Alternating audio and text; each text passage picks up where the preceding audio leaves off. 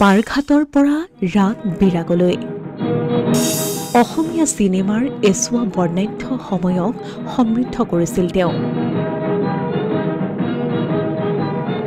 অসমৰ সাংস্কৃতিক ক্ষেত্ৰখনৰ ঐতিহ্যক নিজৰ অভিনয় প্ৰতিভাৰে মহিয়ান কৰি যোৱা জ্ঞানদা কাকতি আৰু নাই।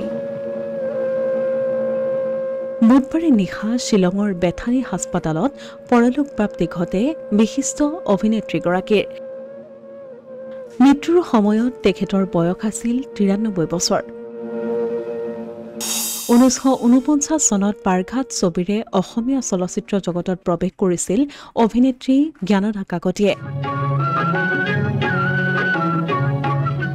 পুবেৰুণ ছবিৰে দৰ্শকৰ মাজত জনপ্ৰিয়তা লাভ কৰা জ্ঞানদা কাকতিয়ে ১৯৬০ চনত বাৰ্লিন চলচ্চিত্ৰ মহোৎসৱতো অংশগ্ৰহণ কৰিছিল।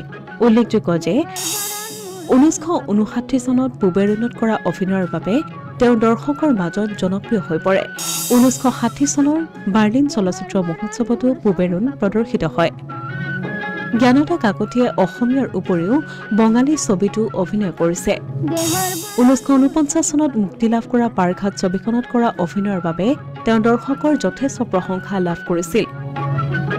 ইয়াৰ পিছত তেওঁ পিয়লি ফুকন, সৰাপাত, লখিমী, ৰঙা পুলিচ, পুবেৰুণ, চাকনৈয়া, প্ৰথম ৰাগিনী, পুৱতি নিশাৰ সপোন, নৰকাসুৰ, ওপৰ মহলা, শেষ বিচাৰ, প্ৰিয়জন, ৰাগ বিৰাগ আদিৰ দৰে জনপ্ৰিয় আৰু ভিন্ন সুৰী ছবিত অভিনয় কৰে।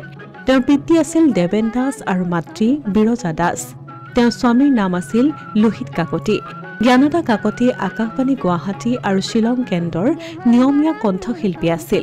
দুয়োটা কেন্দ্ৰতে গীত পৰিৱেশন কৰাৰ লগতে তেওঁ গ্ৰামোফোন ৰেকৰ্ডতো গীত বাণীবদ্ধ কৰিছে।